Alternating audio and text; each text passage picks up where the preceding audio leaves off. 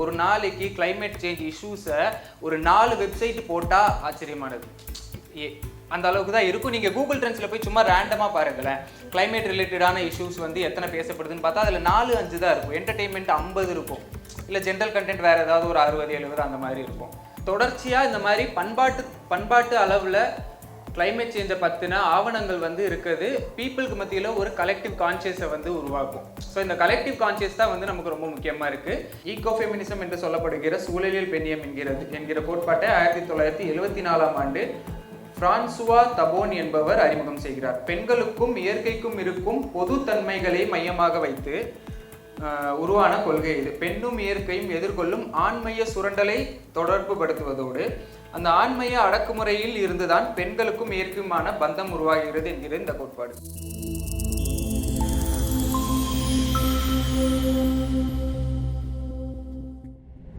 Tulip மலர்களின் கதைகள் அப்படின்னு சொல்ற ஒரு புத்தகம். இது வந்து நம்ம கவிதா அக்கா எழுதியிருக்காங்க. ஸோ அவங்க ரொம்ப வருஷம் எழுதுன நிறைய ஆர்டிகிள்ஸோட ஒரு தொகுப்பு தான் இந்த புக்கு.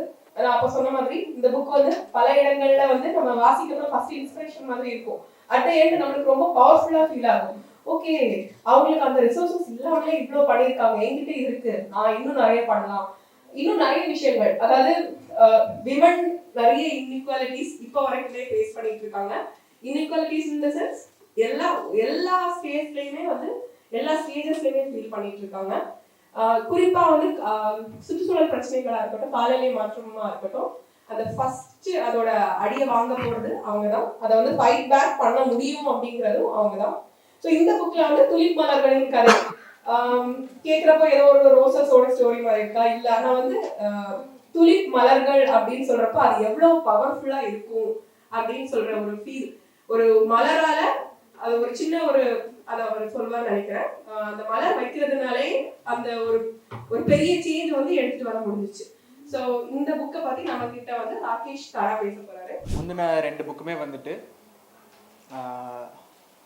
பொலிட்டிக்கலாக அரசியல் நடைமுறை அரசியலில் வந்து நிறைய ரொம்ப டேட்டா அதிகமாக இருக்கக்கூடிய ஒரு புக்கு. ஆனால் இந்த புக்கு வந்து ரொம்ப எமோஷ்னலாக நீங்கள் எல்லாருமே கனெக்ட் ஆகக்கூடிய ஒரு புக்கு தான்.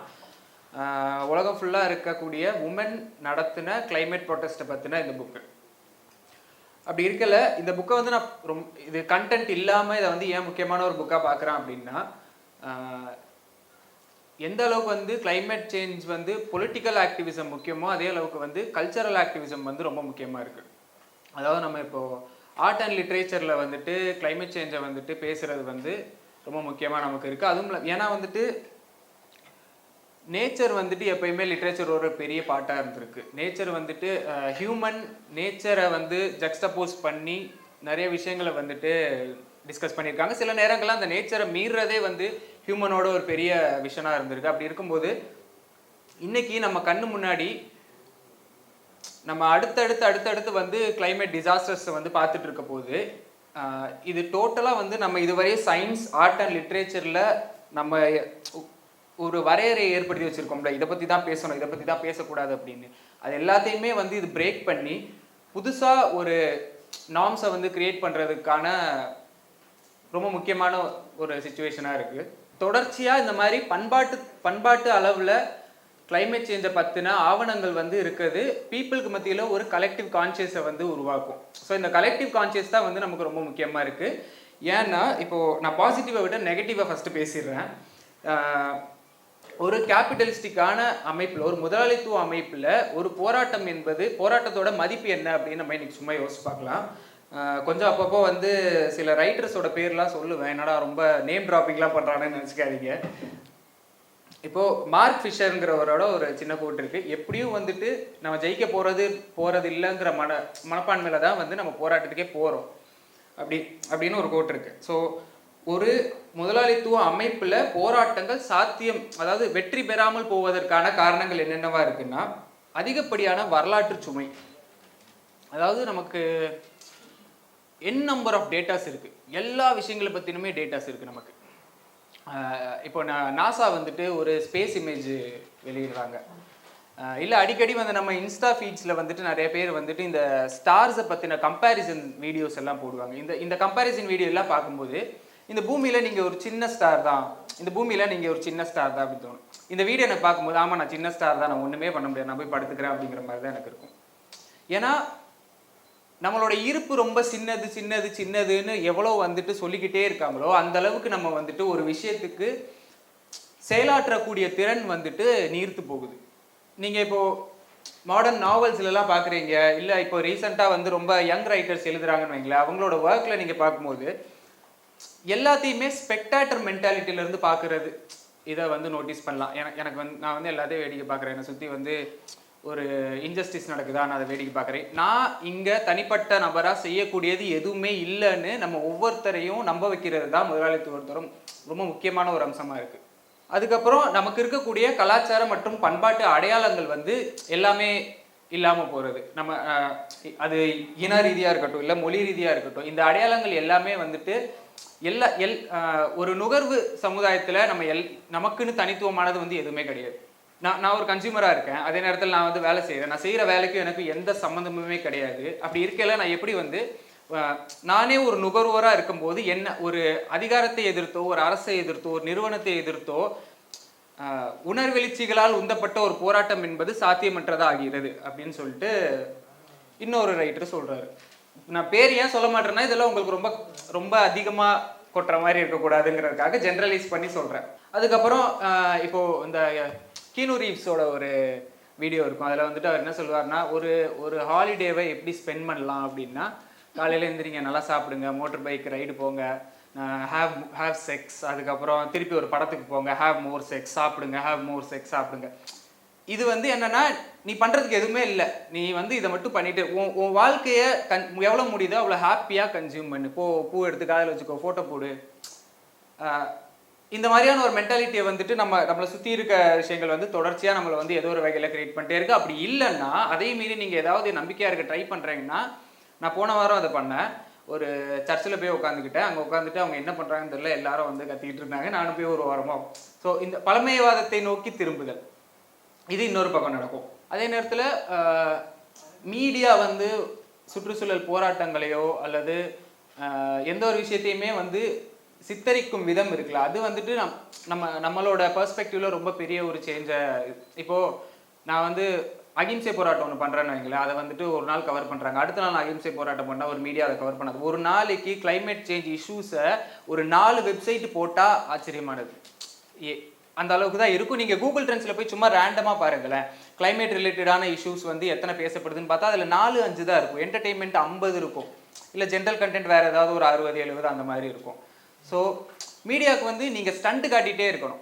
நீங்கள் எவ்வளோ ஸ்டண்ட் காட்டுறீங்களோ, நீங்கள் பண்ணுற விஷயங்கள் வந்து எக்ஸென்ட்ரிக்காக இருக்கணும். எக்ஸென்ட்ரிக்காக இருக்கும்போது மட்டும்தான் உங்களோட போராட்டம் எவ்வளோ நியாயமாக இருந்தாலும் அது பேசப்படும். நம்மளை சுற்றி வந்துட்டு ஃபெமினிச கோட்பாடுகள் வந்து நிறையவே பரவலாக்கப்பட்டிருக்கு. அதாவது ஃபெமினிசம் பற்றி நம்மளை சுற்றி யாராவது உமனை விட மென்னு அதிகமாக பேசுகிறவங்க இருப்பாங்க. அது என்ன சொல்ல ஒரு இடத்துல மாறும்னு வைங்களேன், அதோட அவங்க பேசுகிற விஷயங்களும் ஒரு இடத்துல மாறும். அப்படி இருக்கல நான் பொதுவாக என்ன பார்க்குறேன்னா, ஃபெமினிச கோட்பாடுகள் வந்துட்டு பெண்களை அவங்கள சுற்றி உருவாக்கப்பட்டு இருக்கக்கூடிய சமூக கட்டமைப்பை உடைச்சிட்டு வெளியில் வரணுங்கிறது வந்து இந்த மோஸ்ட் ஆஃப் த ஃபெமினிச கோட்பாடுகளோட இதுவாக இருக்குது. இப்போது நீங்கள் இந்த போஸ்ட் மாடர்னிஸ்டிக் ரைட்டிங்லலாம் பார்த்தீங்கன்னா, இந்த ஜூடித் பட்லர்னு ஒருத்தர் இருப்பாங்க, அவங்க என்ன சொல்லுவாங்கன்னா, ஆண் பெண்ணுங்கிறதே கிடையாது, இது எல்லாமே வந்து ஜெண்டர் ஃப்ளூயிட் தான். ஒரு குழந்தை பிறக்கும் போது நீங்கள் அதை பெண்ணுன்னு தீர்மானிக்கிறதுனாலையோ அதை சுற்றி வந்து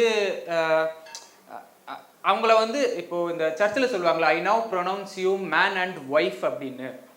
ஸோ மேன் ஒய்ஃப்னு சொல்கிறது ஒரு பெண்ணை ஒரு சமூகம் வந்துட்டு தொடர்ச்சியாக அந்த ஜெண்டரை வந்து ஒரு சமூகம் தான் உருவாக்குது அப்படின்றாங்க. ஸோ பெண்கள் வந்துட்டு இந்த ஜெண்டர் ஐடென்டிட்டியை உடைக்கிறதுக்கு அவங்கள சுற்றி கட்டமைக்கப்படுற இந்த விஷயங்கள் எல்லாம் உடைக்கணும்னு இருக்குல்ல. ஆனால் நீங்கள் யோசிச்சு பாருங்களேன், இப்போது இதெல்லாம் உடைச்சிட்டா நம்ம எந்த ஜெண்டரா நின்று எந்த ஜெண்டருக்காக போராடுவோம்னு ஒரு கொஸ்டின் வருது இல்லை. இப்போ ஸோ அந்த வகையில் ஈகோ ஃபெமினிசம்ங்கிறது வந்து ஒரு 50 வருஷம் முன்னாடி பேசப்பட்ட ஒரு கோட்பாடு ஃபெமினிசம்ல. ஈகோ ஃபெமினிசம் என்று சொல்லப்படுகிற சூழலியல் பெண்ணியம் என்கிற கோட்பாட்டை 1974ஆம் ஆண்டு பிரான்சுவா தபோன் என்பவர் அறிமுகம் செய்கிறார். பெண்களுக்கும் இயற்கைக்கும் இருக்கும் பொது தன்மைகளை மையமாக வைத்து உருவான கொள்கை இது. பெண்ணும் இயற்கையும் எதிர்கொள்ளும் ஆண்மைய சுரண்டலை தொடர்பு படுத்துவதோடு அந்த ஆண்மைய அடக்குமுறையில் இருந்துதான் பெண்களுக்கும் இயற்கையுமான பந்தம் உருவாகிறது என்கிறது இந்த கோட்பாடு. அதாவது உமன் எம்பவர்மெண்ட் பேசுறோம், ஆனா இருக்கக்கூடிய கலாச்சார அடையாளங்கள் நீங்க வந்து உங்க ஊர்ல வந்து ரொம்ப ஜாதி அதீதமான ரொம்ப ஜாதி ஏற்றத்தாழ்வுகள் இருக்குன்னு வைங்களேன், நீங்க வந்து அந்த ஊரை விட்டு வெளியே தான் வர முடியும். அந்த ஊருக்குள்ளேயே இருந்து அதை மாற்ற முடியறது இல்லை. நம்ம எல்லாருமே வந்து ஏதோ ஒரு வகையில ஒரு நகரத்துக்கு தான் வருவோம். ஏன்னா நம்ம ஏதோ ஓரளவுக்கு வந்து பேச முடியும் நம்மளால. அந்த மாதிரி இருக்கும்போது நம்ம வளர்ந்த சூழல், நம்மளோட கலாச்சார பிணைப்புகளை எல்லாத்தையும் அறுத்துட்டு தான் வந்து நம்ம வெளியே வரோம் அப்படி இருக்குல்ல. ஆனால் இந்த சூழலில் பெண்ணியம்ங்கிறது நம்ம இருக்கக்கூடிய எந்த கலாச்சாரத்தில் பிறந்து வளர்ந்து நம்மளை சுற்றி என்னெல்லாம் கட்டமைக்கப்படுதோ அதை எல்லாத்தையும் இந்த சூழலியல் போராட்டங்கள் ஒரு பெரிய அடையாளமாக வந்து பெண்களுக்கு மாற்றுது.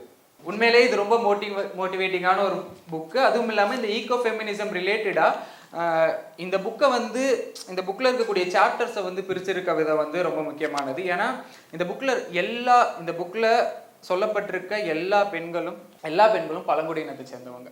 எல்லாரும் வந்துட்டு தங்களுடைய நிலத்துக்காக தான் போராடி இருக்காங்க. நான் இதுக்கு முன்னாடி சொன்னேன்ல, அதாவது நம்மளோட நிலத்துடனான தொடர்பு இல்லாமல் போவது, இந்த பழங்குடியினத்தை சேர்ந்தவர்கள் என்பதால் தான் இவர்களால் வந்து போராட முடியுது. நம்மளோட அடுத்த வேலைக்கான உணவு பறிக்கப்பட போகுதுன்னு தெரிஞ்சாலே நம்ம போராடுற இடத்துல இருக்கணும் இல்லையா? அது அவ்வளோ சிம்பிளானது தான். அது வந்து ரொம்ப நமக்கு கொள்கைகள்லாம் படிச்சு தெரிய வேண்டிய அவசியம் கிடையாது. கொஞ்சம் கீரையும் பனிக்காலத்துக்கான பதப்படுத்தப்பட்ட சூப்பும் இருந்தால் நாம் என்ன செய்ய வேண்டும் என்று யாரும் சொல்ல முடியாது. சுதந்திரமாக இருக்க வேண்டும் என்றால் நமது உணவை நாமே தயாரித்து கொள்ள வேண்டும். ஸோ இதில் வந்து ரொம்ப வந்து நான் ரொம்ப இம்பேக்டான சில கதைகள் சொல்கிறேன். அதோட ஜிஸ்ட் மட்டும் கொடுக்குறேன். இப்போ இந்தோனேஷியாவில் வந்துட்டு ஒரு ட்ரைபல் பீப்புள் இருக்காங்க. அந்த ட்ரைபல் பீப்புள் அந்த நெசவு தொழில் செய்கிறாங்க. அந்த நெசவு தொழில் அவங்க ஊரில் இருக்கக்கூடிய அந்த மலைகள் எல்லாம் இடித்து ஒரு மைனிங் ஃபேக்ட்ரி வந்து வரப்போகுது. அப்போ இந்த மைனிங் ஃபேக்ட்ரி வந்தால் எங்கள் காடெல்லாம் அழிஞ்சிரும். அதனால் அந்த உமன் வந்து போராடுறாங்க. ஆனால் என்னென்னா, இனிஷியலாக வந்துட்டு ஒருத்தர் 2 பேர்னு போராடுறாங்க. அதுக்கப்புறம் நிறைய பேர் பல கிலோமீட்டர்லேருந்து நடந்து வந்து உமன்ஸ் போராடுறாங்க.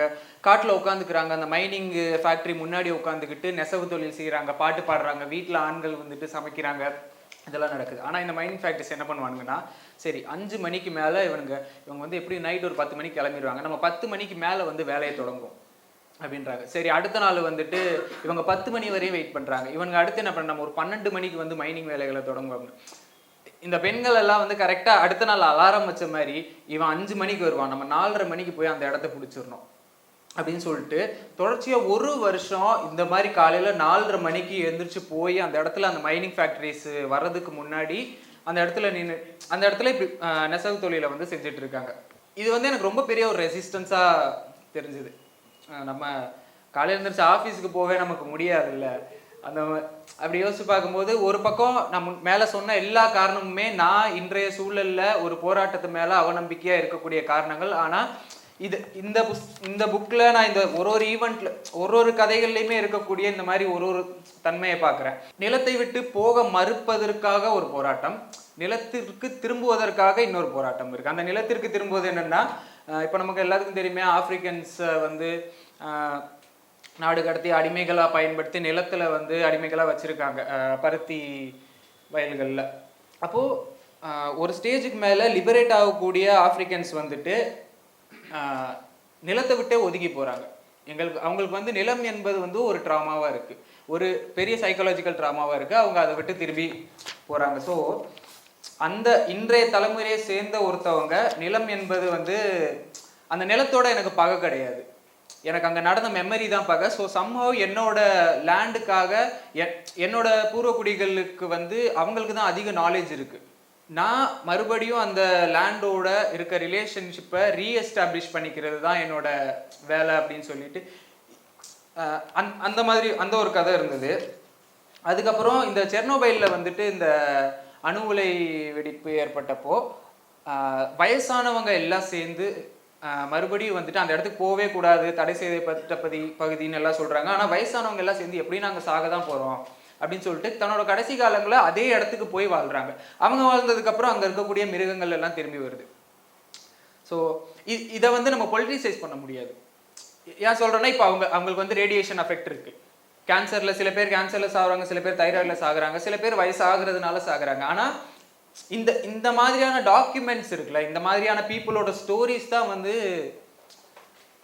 அந்த இன்னசென்ஸை நமக்குள்ள வந்து திருப்பி கொண்டு வரும். இதுல இந்த புக்ல இந்த போராட்டங்கள் தவிர்த்து மற்ற இருக்கக்கூடிய விஷயங்கள், பெண்கள் உலக அளவில் வந்து ஒரு இயக்கமா எப்படி செயல்படுறாங்க, அதுக்கான என்னென்ன அமைப்புகள் வந்து தற்போது செயல்பட்டு இருக்குங்கிறது, அதுக்கப்புறம் போராட்டத்தில் ஈடுபடும் பெண்கள், இந்த போராட்டங்களை நடத்தினவங்க வந்து ஒரு பெண்ணா இருந்து தங்களோட அவங்க ஃபேமிலி அவங்களுக்கு சப்போர்ட் பண்ணதில்லை, அவங்கள சுற்றி இருக்கவங்க வந்து அவங்கள மறுபடியும் வந்து நீ எதுக்கு இதை பண்ணுற அப்படிங்கிற மாதிரி தான் பேசியிருக்காங்க. இது இல்லாமல் அந்த கார்ப்பரேட் ஏஜென்சிஸ்க்கு அகேன்ஸ்டாக அவங்க ஃபைட் பண்ணும்போது அவங்க செக்ஷுவல் அபியூஸ்க்கு உள்ளாகியிருக்காங்க. இந்த போராட்டங்களை நடத்தி முடிச்சதுக்கப்புறம் அவங்களோட மென்டல் ஹெல்த் என்னவா இருந்திருக்குன்னு சொல்லி யாரும் பெரிய அளவில் வந்து யாருமே பேசினது கிடையாது. ஆண்களை விடவும் விவசாயத்தில் வந்து அதிக நேரம் செலவிடக்கூடியவர்களாக பெண்கள் இருக்கிறார்கள். ஸோ இந்த மாதிரியான நிறைய விஷயங்களை பற்றி இதில் வந்து நான் கொஞ்சம் வெளியிலேருந்து சேர்த்துருக்கேன், மீதி புக்குக்குள்ளே இருக்குது. நீங்கள் வந்து டேட்டாவாக படிக்கிறதுக்காகவும் சில ஆர்டிகல்ஸ் இருக்குது, இந்த மாதிரி மற்ற அந்த கதைகளும் இருக்குது. இது இல்லாமல் கிறிஸ்து உயிர்த்தெழுதல் நாள் என்பதால் கடைசியாக உங்களுக்கு நம்பிக்கையாக ஒன்று சொல்லி முடிக்கிறேன். அதாவது எரிக்கா செனோவெத் அப்படிங்கிற ஒரு பொலிட்டிக்கல் ஆக்டிவிஸ்ட் வந்து ரெவல்யூஷனை பற்றி ஒரு ஆய்வு செஞ்சுருக்காங்க. அந்த ஆய்வில் என்னென்னா 323 ஆய்வுகளை வந்து கணக்கில் எடுத்துக்காங்க. இந்த 323 ஆய்வுகளில் வந்துட்டு வயலண்ட் அண்ட் நான் வயலண்ட் ப்ரொட்டஸ்ட் வந்து இருந்திருக்கு. இதில் 53% வந்து நான் வயலண்ட் ப்ரொட்டஸ்ட் வந்து சக்ஸஸ்ஃபுல்லாக ஆகுது, ப்ளஸ் அது கவர்மெண்ட்டை வந்து ஒரு மாற்றத்துக்கு வந்து இனிஷியேட் பண்ணுது அப்படின்னு சொல்லியிருக்காங்க. ஒரு நாட்டின் 3.5% மக்கள் ஒரு போராட்டத்தில் கலந்து கொண்டால் அந்த போராட்டம் வெற்றி பெறும் அப்படின்னு அவங்க இந்த ஆய்வில் சொல்லியிருக்காங்க. தேங்க்யூ.